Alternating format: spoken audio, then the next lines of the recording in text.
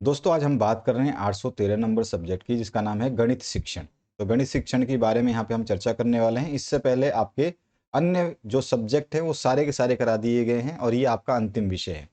इसमें सबसे पहला क्वेश्चन पूछा गया, गणित एक भाषा है, यह परिभाषा किसने दी है? तो ये परिभाषा देने वाले थे गिब्स। ठीक है, तो गिब्स ने ये परिभाषा दी है, तो आप लिख देंगे गिब्स ने ये परिभाषा दी है। नेक्स्ट जो क्वेश्चन है, गणित सभ्यता और संस्कृति का दर्पण है। अच्छा, ये गणित के ऊपर एक परिभाषा और बनती है जिसको गैलीलियो ने दिया था। गैलीलियो ने कहा था गणित वह भाषा है जिससे ईश्वर ने संपूर्ण ब्रह्मांड को लिख दिया है। ये गैलीलियो की परिभाषा है। गणित वह भाषा है जिससे ईश्वर ने संपूर्ण ब्रह्मांड को लिख दिया है, और ये केवल गणित एक भाषा है, ये कथन जो है गिब्स का है। गणित सभ्यता और संस्कृति का दर्पण है, यह प्रसिद्ध कथन किसका है? तो ये जो प्रसिद्ध कथन है ये दिया था हॉगवेन ने। हॉगवेन जो है इन्होंने ये दिया था कथन। इसके बाद जो नेक्स्ट क्वेश्चन है, इसमें पूछा गया आपसे पाठ योजना की सर्वप्रथम संकल्पना किसने दी? तो पाठ योजना की सर्वप्रथम संकल्पना जो देने वाले थे उनका नाम क्या था? तो उनका नाम था आपका हर्बर्ट। हर्बर्ट थे जिन्होंने पाठ योजना की संकल्पना दी थी, और इस संकल्पना को जो है पंचदीपीय प्रणाली भी कहा जाता है। तो पंचपदीय पदीय प्रणाली भी कहा जाता है। तो ये भी आपको ध्यान रखना है, कभी कभी क्वेश्चन में पूछेगा पंचपदीय प्रणाली किसकी देन है? तो हर्बर्ट की देन है। और इसमें आप आपसे एक और यहाँ पे देखिए, इकाई योजना के प्रवर्तक कौन हैं ये आपको बताना है, या कौन थे। तो इकाई योजना के प्रवर्तक जो थे वो थे मारिसन। ठीक है, मारिसन जो है इकाई योजना के प्रवर्तक माने जाते हैं। अब इसके बाद जो नेक्स्ट क्वेश्चन है, इसमें पूछा गया है शिक्षक और पाठ्य पुस्तक विद्यालय का निर्माण करते हैं, यह कथन किसका है? तो यह कथन जो है डगलस का है। ठीक है, डगलस का है ये। इसके बाद जो नेक्स्ट क्वेश्चन इसमें पूछा गया 35% का सरलतम भिन्न रूप क्या होगा? तो कोई भी संख्या जब प्रतिशत में दी जाती है तो उस प्रतिशत के नीचे हमेशा हम 100 लगा देते हैं, तो उसका प्रतिशत हट जाता है। यानी कि इस प्रतिशत को अगर मुझे बिना प्रतिशत के लिखना है तो इसके नीचे 100 लगा दूंगा। कोई भी संख्या जिसमें प्रतिशत है उस प्रतिशत को केवल हटाने के लिए उसके नीचे 100 लगा दिया जाता है। बहुत सिंपल सा तरीका बता रहा हूँ, कोई भी संख्या प्रतिशत है उसके नीचे 100 लगा दोगे तो उसमें से प्रतिशत का चिन्ह हट जाएगा। अब इसने पूछा है सबसे सरलतम रूप क्या होगा? तो ये सरल रूप नहीं है। ये टेबल अगर किसी से कट सकती है, ऊपर नीचे एक ही पहाड़े से कट सकते हैं तो उसको काट देंगे। अगर मैं देखूं तो 5 के पहाड़े में 35 आता है और 5 के पहाड़े में भी 100 आता है। तो 5 के पहाड़े में 7 बार में 35 आता है और 5 के ही पहाड़े में 20 बार में 100 आता है। तो इसका मतलब मेरा आंसर हो गया 7/20। तो 7/20 जो है सबसे सरलतम रूप है इसका। अगला जो क्वेश्चन है, पैटर्न 1 कोमा फिर 1 कोमा फिर 2 फिर कोमा 3 फिर कोमा 5 फिर कोमा 8 का अगला पद क्या होगा? ये आपको बताना है। तो आप आसानी से बता सकते हैं इसका अगला पद क्या होगा। आप कमेंट सेक्शन में जल्दी से जल्दी बता दीजिए कि इसका अगला पद क्या होगा, फिर मैं इसका आंसर अभी आगे आपको बताऊंगा। जब तक आप कमेंट कर दीजिए, वीडियो को पॉज करिए और कमेंट करिए, फिर मैं इसका आंसर बताता हूँ। देखते हैं आप लोगों का क्या आंसर होने वाला है, क्या वो सही होगा। तो यहाँ पे आप आंसर अपना जो है कमेंट में लिखिए, क्वेश्चन नंबर 6 का आंसर। ठीक है, क्वेश्चन नंबर 6 का आंसर या आंसर नंबर 6 आप लिख सकते हैं। मैं अभी आंसर इसका बता दूंगा, जब तक आप वीडियो को पॉज करिए और इसका आंसर लिखिए। इसके बाद जो नेक्स्ट क्वेश्चन है उसकी बात करते हैं। इसमें पूछा गया है गणित शिक्षण के उद्देश्यों को कितने स्तरों में बांटा गया है? तो यहाँ पर जो है गणित शिक्षण के उद्देश्यों को जो है 4 भागों में बांटा गया है, 4 स्तरों में बांटा गया है। कितने स्तरों में? 4 स्तरों में, 4 स्टेजेस में बांटा गया है। लेकिन अगर ब्लूम के अनुसार वर्गीकरण पूछे, ब्लूम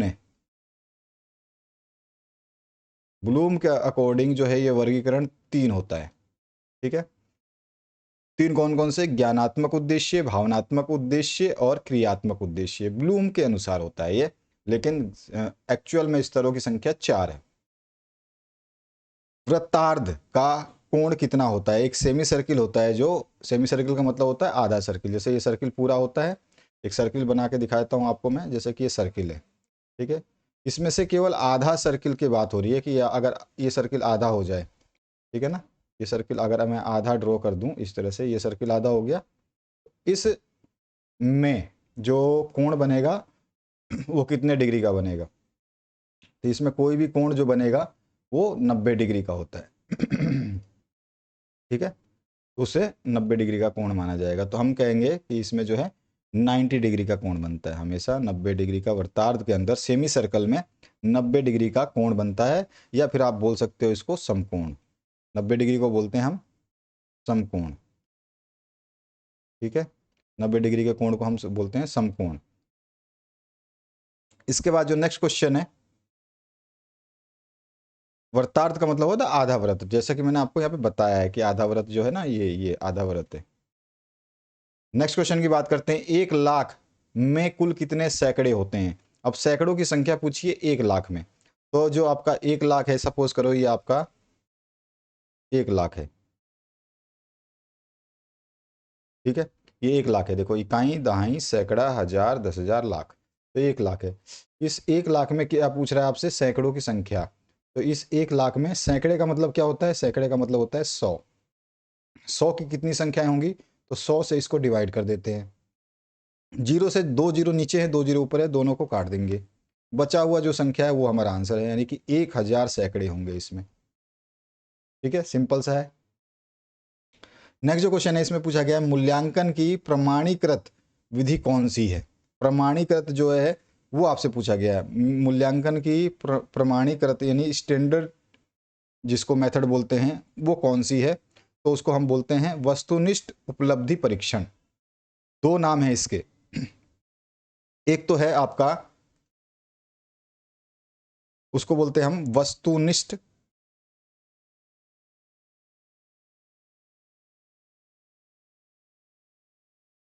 वस्तुनिष्ठ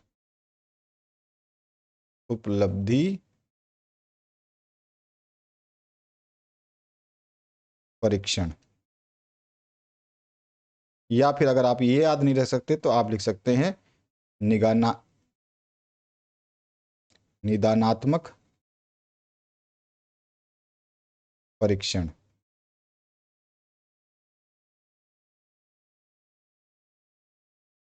ठीक है, तो ये है इसका मूल्यांकन की प्रमाणीकृत विधि जो है, निदानात्मक परीक्षण या फिर वस्तुनिष्ठ उपलब्धि परीक्षण। ठीक है, अब जो है हम उस क्वेश्चन पे चलते हैं जिस क्वेश्चन को हमने अधूरा छोड़ा था, और बच्चों ने मेरे हिसाब से अपनी तैयारी सुनिश्चित करने के लिए इसका आंसर दे दिया होगा। क्वेश्चन नंबर 6 की बात कर रहे हैं हम, क्वेश्चन नंबर 6 के आंसर की बात करेंगे हम यहाँ पर।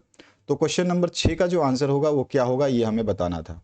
यहाँ पूछा गया है पैटर्न 1 2 3 1 1 2 3 5 8 का अगला पद क्या होगा, ये आपको बताना था। बहुत सिंपल सा क्वेश्चन है, अगर आपने थोड़ा सा माइंड सेट किया होगा तो आपको पता चल गया होगा। यहां पर देखोगे तो ये 1 है, इसके बाद में फिर 1 आया, फिर उसके बाद में 2 आया, फिर 2 के बाद में 3 आया, 3 के बाद में सीधा 5 आ गया, 5 के बाद में फिर 8 आ गया। तो यहाँ पे एक चीज देखने को मिल रही है कि 1 के बाद में 2 कब आया होगा, ये 2 कब आया होगा, जब ये आगे वाले दोनों पदों को जोड़ा गया होगा। 1 + 1 ये हो गया 2, और यहां पर 1 क्यों आया होगा, ये वाला 1 क्यों आया होगा, ये 1 आने का कारण क्या है कि यहां पर 1 में कुछ भी नहीं था, तो 1 में कुछ भी नहीं जोड़ेंगे तो 1 ही आएगा। फिर 1 से 1 को जोड़ा गया, यानी कि इन दोनों को जोड़ा गया, इन दोनों को जोड़ा गया, तो हमारे को क्या मिला, 2 मिला। ठीक है, अब जस्ट इसके पीछे वाले दोनों को जोड़ेंगे, ये 1 और ये 2, तो हमको 3 मिलेगा। इसी तरह से आप ध्यान देंगे कि ये 2 और ये 3, इन दोनों को जोड़ेंगे तो हमें यहाँ पे 5 मिलेगा। और फिर से हम देखेंगे कि यहाँ पर 5 और 3 को जोड़ रहे हैं तो हमें फिर 8 मिल रहा है। और इसी तरह से फिर हम 8 और 5 को जोड़ेंगे तो हमें को यहाँ पर हमारे को 13 मिलेगा। तो ये था इसका आंसर, यानी कि आंसर नंबर 6 का जो आंसर होगा वो 13 होगा। ये ध्यान रखना था। आपने जो भी कमेंट किया है अभी हम चेक कर लेंगे, पहले आपके क्वेश्चंस को समझा देते हैं, उसके बाद में आपके कमेंट्स पे लाइक कर दिया जाएगा। तो हम देखते हैं आप लोगों में से कितने लोगों ने जो है 13 आंसर लिख करके भेजा है, और वो कितने तैयार हो चुके होंगे ये भी पता चल जाएगा उनको। ठीक है, तो ये इसका आंसर हो गया 2, 1 और 2 3, 3 और 2 5, 5 और 3 8, 8 और 5 13। इससे अगला पद क्या होता, तो इससे अगला पद आसानी से बता सकते हो, अगर पूछा जाए तो 8 में 13 को जोड़ देंगे तो आपका 21 हो जाएगा। अगला पद क्या होता, 21 होता। ठीक है, अब इससे अगला पद अगर आप निकालते तो क्या हो जाता, वो 34 हो जाता। ठीक है, 21 और 3 24 और 10 34। तो इस तरह से ये पद बढ़ते जाते। ठीक है, 8 में 13 जोड़ते तो 21 आता, और फिर 13 और 21 को जोड़ते तो 34 आता, फिर अगला पद पूछता तो 21 और 34 जोड़ देते। चलिए, ये तो पैटर्न कोई भी हो सकता है, इस पैटर्न का केवल मैंने आंसर पूछा था। नेक्स्ट जो क्वेश्चन है उसकी बात करते हैं। गणित की भाषा का क्या अर्थ है? गणित की भाषा का अर्थ क्या होता है? तो गणित की एक अपनी विशिष्ट भाषा होती है। गणित की अपनी एक विशिष्ट भाषा होती है जो पूरी दुनिया में समान रूप से समझी जाती है, यानी पूरी दुनिया जो है गणित के भाषा को एक ही रूप में समझता है। ठीक है ना, चाहे वो हमारा कोई भी संकेत हो, जैसे कि हमारा समय है, ठीक है, हम समय भी एक ही जैसा समझते हैं। ठीक है, इसी तरह से हम अगर कोई गिनती करते हैं तो काउंटिंग भी, हम अगर काउंट करते हैं तो वो भी एक जैसा करते हैं। उसके अलावा जो है हम डिवाइड करते हैं तो एक जैसा करते हैं, हम अगर मल्टीप्लाई करते हैं तो एक जैसा करते हैं, हम एडिशन यानी प्लस करते हैं तो एक जैसा करते हैं, माइनस करते हैं तो एक जैसा करते हैं। तो गणित की एक भाषा जो है यूनिवर्सल है, यानी पूरी दुनिया जो है इस में समान रूप से कार्य करती है, और गणित की अपनी एक जो है विशिष्ट भाषा होती है, और इसमें संकेतों और पदों का प्रयोग किया जाता है। ठीक है, नेक्स्ट जो क्वेश्चन है, गणितीय प्रतीक क्या है? तो हम बोल सकते हैं गणितीय प्रतीक मतलब ऐसे विचार होते हैं या ऐसे संबंध होते हैं जिसमें त्रुटि नहीं होती है। ठीक है, और इन्हें चिन्हों द्वारा या संकेतों द्वारा व्यक्त किया जाता है, जैसे कि प्लस, ठीक है, कॉमा, माइनस, इनटू, डिवाइड, ये सब क्या है, गणितीय प्रतीक कहलाते हैं। इसके बाद जो नेक्स्ट क्वेश्चन है, दैनिक जीवन में गणित की आवश्यकता लिखिए। गणित की आवश्यकता कहाँ कर रहे हैं? दैनिक जीवन में बहुत सारी आवश्यकताएं हैं।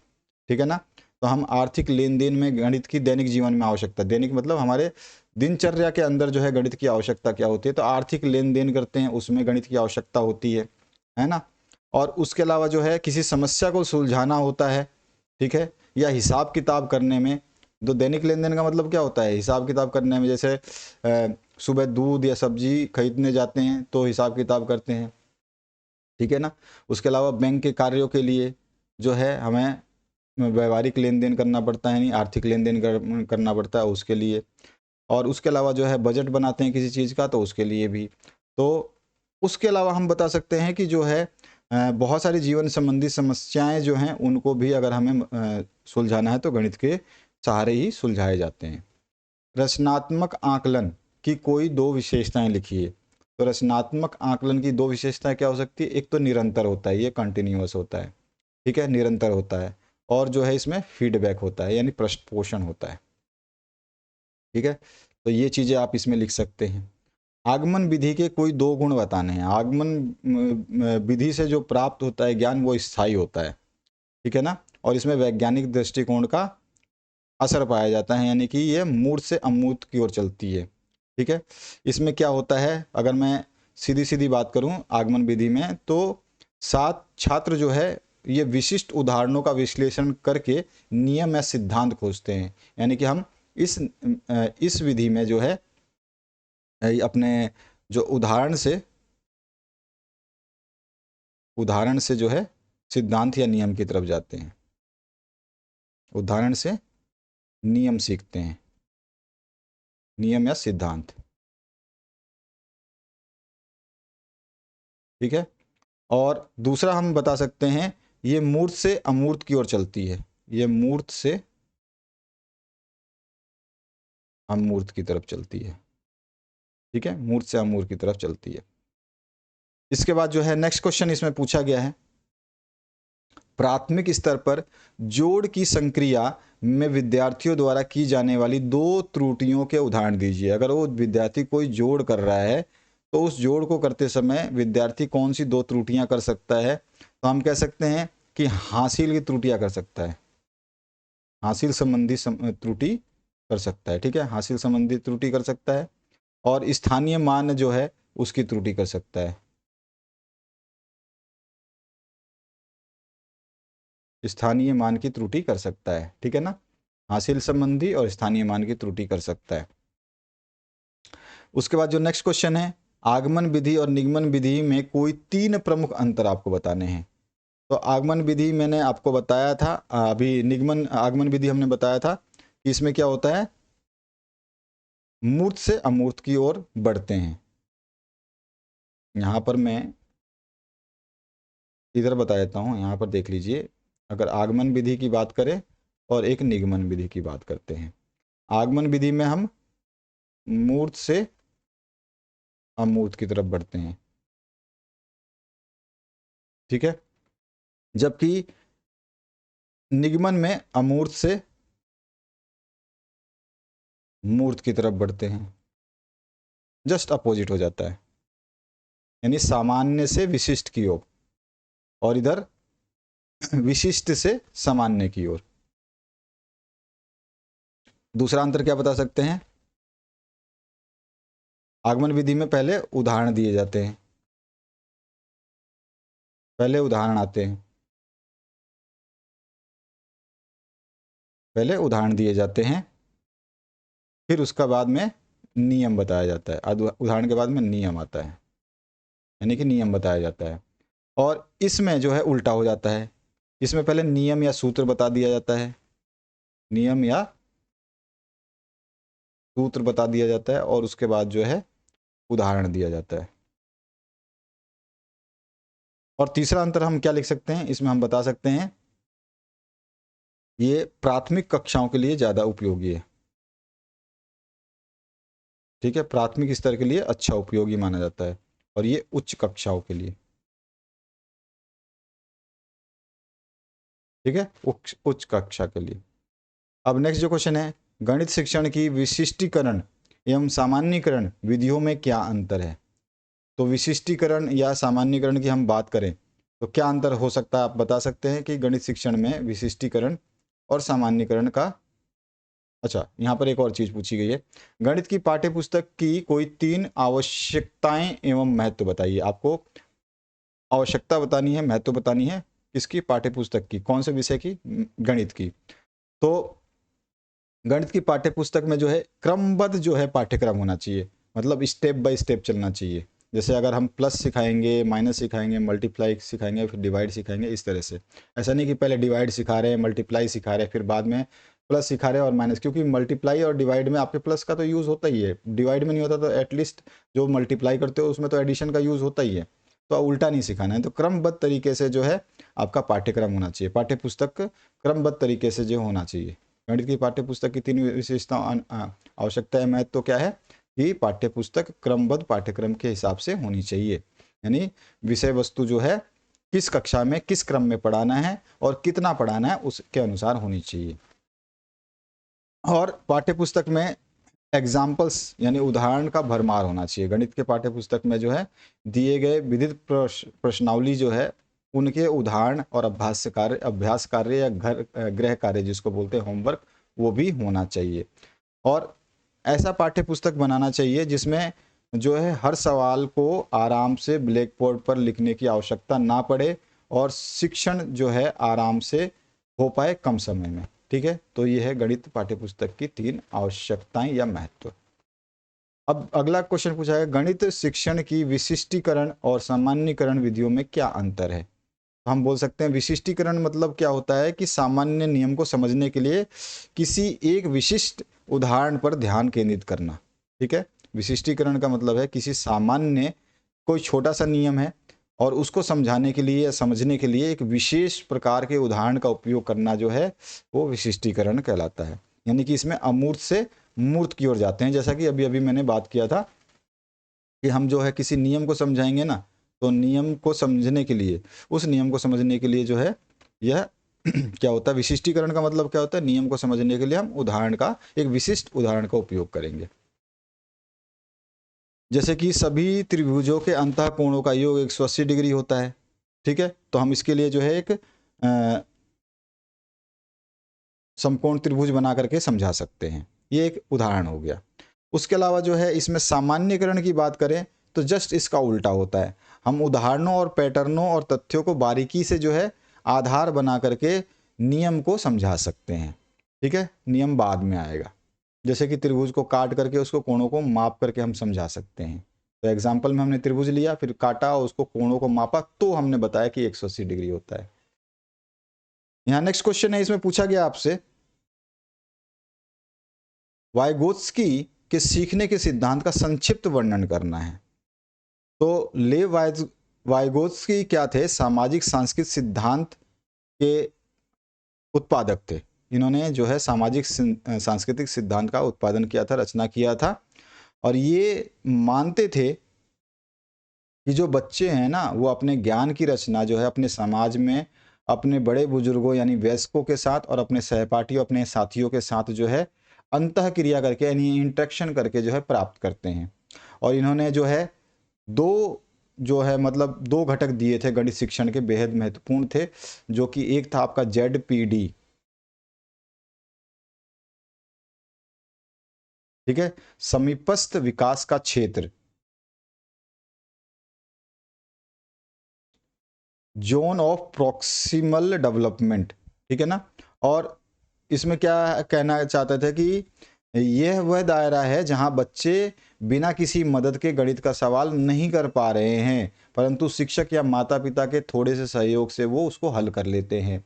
तो ये होता है आपका ZPD यानी कि समीपस्थ विकास का क्षेत्र, जो समीप है उससे विकसित होते हैं बच्चे, जो पास में है, जैसे शिक्षक पास में है या शिक्षक के पास विद्यार्थी है या घर पे है तो माता पिता के पास है, तो उनके सहयोग से गणित शिक्षण का कार्य कर लेता है, तो वही होता है समीपस्थ विकास का क्षेत्र। और दूसरा जो होता है वो बोलते हैं हम ढांचा या फिर स्क्रैप फोल्डिंग, ठीक है, दूसरा होता है स्क्रैप फोल्डिंग।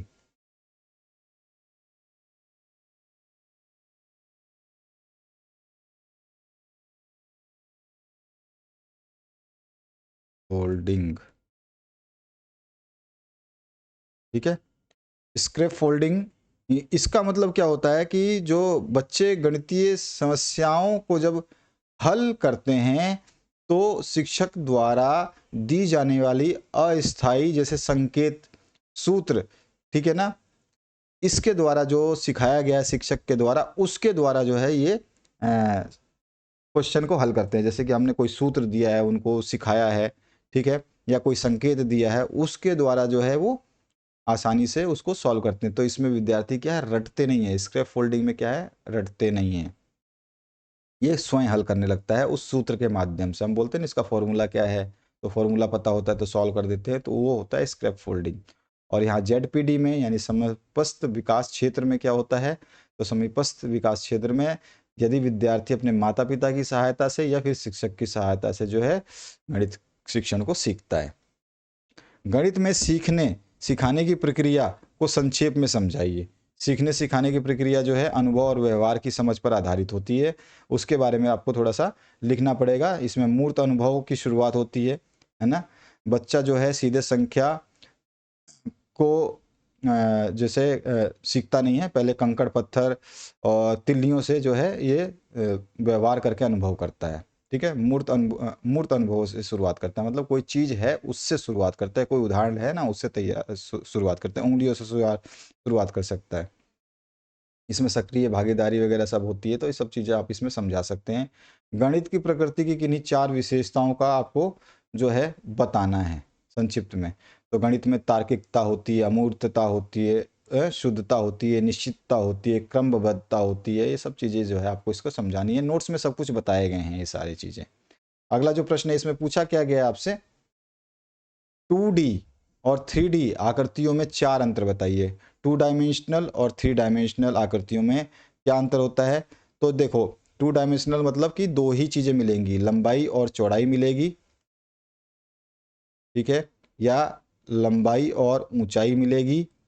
2D की बात कर रहा हूँ मैं, केवल अभी 2D की बात कर रहा हूँ, द्विविमीय आकृति की बात कर रहा हूँ। इसमें लंबाई चौड़ाई मिलेगी या लंबाई ऊंचाई मिलेगी या फिर ऊंचाई चौड़ाई मिलेगी, मतलब कोई दो ही कंटेंट मिलेंगे। कुछ भी करोगे लंबाई के साथ या चौड़ाई के साथ या ऊंचाई के साथ कोई एक ही चीज़ और मिलेगा, मतलब दो चीज़ों पे ही ये बनता है, इसीलिए द्विविमीय बोलते हैं, दो, टू, ठीक है ना। इसमें अगर ऊंचाई है चौड़ाई है, ठीक है ना, तो इसमें क्या हम कह सकते हैं कि इसमें इसमें आयतन नहीं होता। इसमें क्या नहीं होता है, 2D आकृति में आयतन नहीं होता। आयतन का मतलब क्या होता है? वॉल्यूम। वॉल्यूम नहीं निकाल सकते हो आप इसमें, ठीक है। इसमें केवल एरिया निकाल सकते हैं, क्षेत्रफल जिसको बोलते हैं, क्षेत्रफल मापा जा सकता है, इसमें वॉल्यूम को नहीं मापा जा सकता, ठीक है ना। इसमें आयतन नहीं होता है, और इसमें पेरीमीटर होता है। पेरीमीटर मतलब होता है परिमाप। इसमें क्या होता है? परिमाप। और परिमाप क्या होता है? जैसे कि मान लो ये आयत है, तो परिमाप क्या होता है? एक बिंदु से बाउंड्री के सहारे चलते हुए उसी बिंदु पे वापस आ जाना, यानी कि जितना हम चले हैं बाहर बाहर, उस पूरे क्षेत्र की लंबाई जो है वही उसकी परिमाप कहलाएगी, चाहे वो सर्किल क्यों ना हो। इसका भी परिमाप बाहर बाहर होता है। अगर इस बिंदु से चले तो इस बिंदु पे वापस पहुंच गए तो कितना चल के आए, यही इसका परिमाप होता है। ये इसका परिमाप होता है। वर्ग होगा ऐसा, तो इसका परिमाप भी क्या होगा? बाहर बाहर से चलना। इनके फॉर्मूले होते हैं। और त्रिभुज होगा तो त्रिभुज के भी किसी भी कोने से आप चलो, उसी कोने पर वापस पहुंच जाओ, वो भी उसका परिमाप होता है, जिसको पेरीमीटर कहा जाता है। ये सब तो हो गए आपका 2D का। अगर मैं 3D की बात कर दूं तो 3D आकृतियों में क्या होगा? 3D में देखो, लंबाई चौड़ाई ऊंचाई सारी होती है। लंबाई चौड़ाई ऊंचाई सब होती है। लेंथ विड्थ हाइट सब होती है। लेंथ और width height, length into width into height, यानी लंबाई चौड़ाई और ऊंचाई तीनों चीज़ें इसमें होती हैं। इसके अलावा अगर हम बात करें तो इसमें जो है आप बोल सकते हो ये स्थान घेरती है, ये स्थान नहीं घेरती है, ये स्थान नहीं घेरती हैं, ये स्थान घेरती हैं, मतलब जगह घेरती हैं, स्थान घेरती हैं। और इसके अलावा इसमें आयतन होता है, इसमें आयतन होता है। इसके अलावा जो है हम बोल सकते हैं इसमें संपूर्ण पृष्ठीय क्षेत्रफल होता है। इसमें केवल क्षेत्रफल नहीं होता है, संपूर्ण पृष्ठीय क्षेत्रफल होता है, ठीक है। संपूर्ण पृष्ठीय क्षेत्रफल होता है। अब आगे बढ़ते हैं नेक्स्ट। और भी बहुत सारी है, बस हमें 2-3 को याद रखना है। और ज़्यादा डिटेल में चाहते हैं क्योंकि बड़ा क्वेश्चन बनेगा तो फिर आपको डिटेल में लिखना पड़ेगा, तो उसके लिए आपको पढ़ना पड़ेगा। नोट्स से पढ़िए या फिर अपनी बुक से पढ़िए। अगर आप सेलेक्टेड पढ़ना चाहते हैं तो नोट्स पढ़िए, और वाइडली पढ़ना चाहते हैं तो बुक्स पढ़िए। नेक्स्ट जो क्वेश्चन है इसमें पूछा गया, गणित शिक्षण में गणितीय भाषा की कोई 4 भूमिकाओं की व्याख्या कीजिए। 4 भूमिकाएं की क्या व्याख्या कर सकते हैं भाई? अच्छा हाँ, इसमें 2D जो शेप है और ये जो 3D शेप है, ये तो हमने बता दिया। इसमें आप एग्जाम्पल भी दे सकते हैं। इसमें एग्जाम्पल जैसे आयत हो गया है, वर्ग हो गया, और वृत्त हो गया। उसके अलावा जो है आप त्रिभुज हो गया, मैंने अभी भी सब कुछ बताया था। ये सब इसके उदाहरण हैं। तो उदाहरण आप समझा सकते हैं, ये उदाहरण होते हैं। इसके उदाहरण में आप बता सकते हो घन घन हो गया, घनाभ हो गया, शंकु हो गया।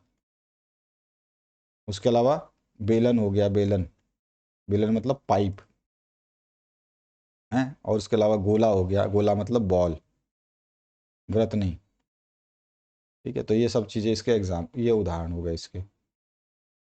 इसके बाद प्राथमिक कक्षाओं में आप, हाँ यहाँ पे गणित शिक्षण में गणितीय भाषा की कोई 4 भूमिकाओं की व्याख्या कीजिए। कौन कौन सी? तो 4 भूमिका क्या होती है कि आप सटीक संप्रेषण करते हैं, ठीक है ना। मतलब इसमें एक शब्द का कोई अलग अलग अर्थ नहीं निकाल सकता है। अगर मैंने बोला है जोड़ना है यानी प्लस करना है, तो सब बच्चे को समझ में आएगा कि प्लस ही करना है, मतलब क्या कहा जा रहा है, बिल्कुल स्पष्ट होता है, ठीक है। और इसका जो इसमें एक और भूमिका क्या होती है, कोई खास भाषा मतलब गणितीय भाषा की एक और भूमिका होती है कि ये क्रमबद्ध होता है, मतलब तरीके से चलता है, एक के बाद एक स्टेप ही होगा, ठीक है ना। तार्किक होता है, मतलब आप इसमें सोच समझ के ही काम करते हैं। और इसमें सबसे अच्छी बात है संक्षिप्तता होती है, मतलब बहुत ज़्यादा इसको बढ़ा चढ़ा के कुछ नहीं करना है। अगर मैंने बोला कि 10 + 5 कितना होता है, तो कोई इसको बहुत घुमा फिरा के नहीं बोलेगा, सब बोलेंगे 10 + 5 15 ही होता है, ठीक है ना। और इसके अलावा जो है वैश्विक एक रूपता होती है इसकी, यानी कि हर जगह पे 10 + 5 जो है किसी देश में, किसी समाज में, किसी जगह पे, किसी क्लास में, ठीक है, चाहे ट्रेन हो चाहे बस में, वो कभी नहीं बदलेगा, 10 + 5 15 ही रहेगा। वैश्विक एक रूपता होती है, एक रूपता हम बोल सकते हैं कि एक रूपता होती है, ठीक है। तो ये सारी जो है आप भूमिकाओं बता सकते हैं, समझा सकते हैं, क्वेश्चन को समझना है, उसके बाद तो आप आसानी से आंसर लिख पाओगे। प्राथमिक कक्षाओं में आप भाग यानी डिवीजन का शिक्षण कैसे करते हैं, इसके चरण लिखना है। तो जो है आपको प्राथमिक कक्षाओं में कैसे कैसे करोगे, भाग कैसे करवाओगे, तो आप जो है मैंने इसको नोट्स में समझा रखा है कि कैसे कैसे हम चरण लेते हैं। भाग करना, प्लस करना, माइनस करना, कोई भी एक्टिविटी आपसे पूछी जाएगी प्राथमिक कक्षा के बारे में तो आपको समझाना होगा। उसके अंक मिलते हैं आपको, 3 3 4 4 अंक का ये प्रश्न पूछा जाता है, तो आपको थोड़ा सा ध्यान रखना है।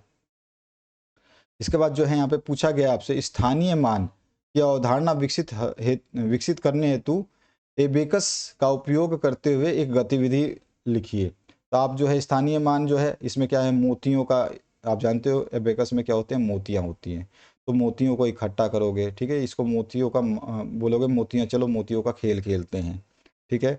और कोई भी मोती वाला जो है गतिविधि ले लोगे, जैसे कि शिक्षक जो है बेकस दिखाएगा और फिर जो है इकाई का अंक बताएगा कि ये इकाई है, फिर ये दहाई है, ये सैकड़ा है, ये हज़ार है, ये 10,000 है, इस तरह से बताएगा, ठीक है ना। उसके बाद ब्लैक बोर्ड पे कोई संख्या मान लो 2 3 और 4 लिख दिया, 1 2 3 4 लिख दिया, कुछ भी लिख दिया, ठीक है। और उसमें से बुला करके पूछेगा कि बताओ ये 3 नंबर जो है ये क्या है, इकाई है, दहाई है, सैकड़ा है, तो आप बता दोगे तो स्थानीय मान पता चल जाएगा ना उसको। इस तरह से हम जो है सिखा सकते हैं।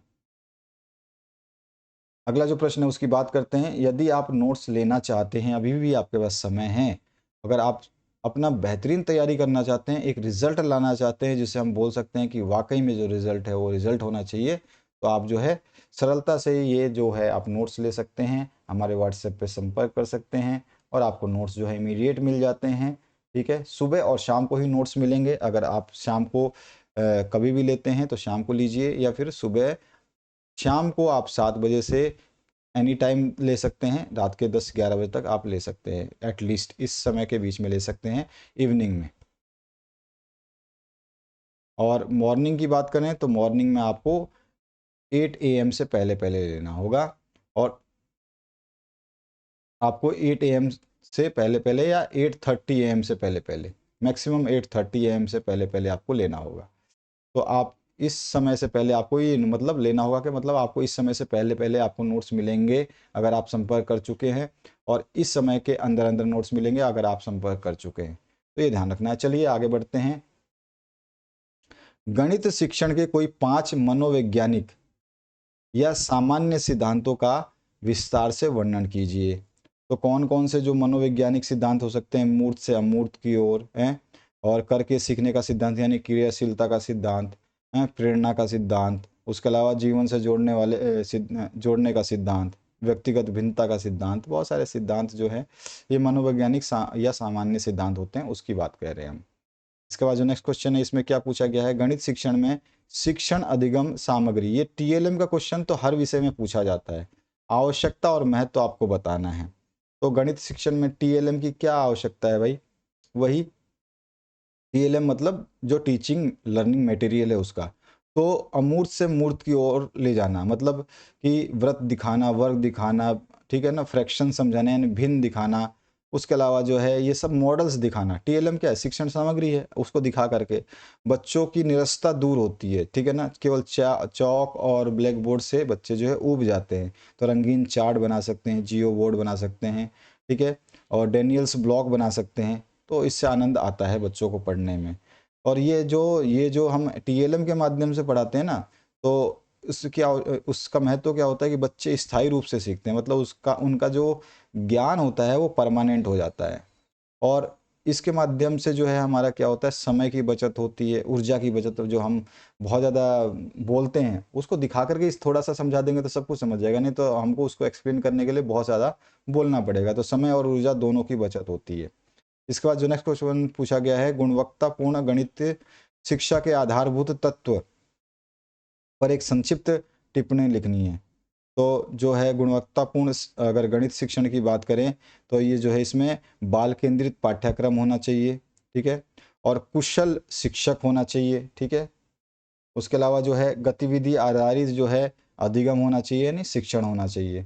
सतत और व्यापक मूल्यांकन होना चाहिए, ठीक है ना, समानता का समावेश होना चाहिए। ये सारी चीज़ें जो है गणित शिक्षा के आधारभूत तत्व हैं। गणित में अभ्यास कार्य के कोई 5 महत्वों की व्याख्या करनी है।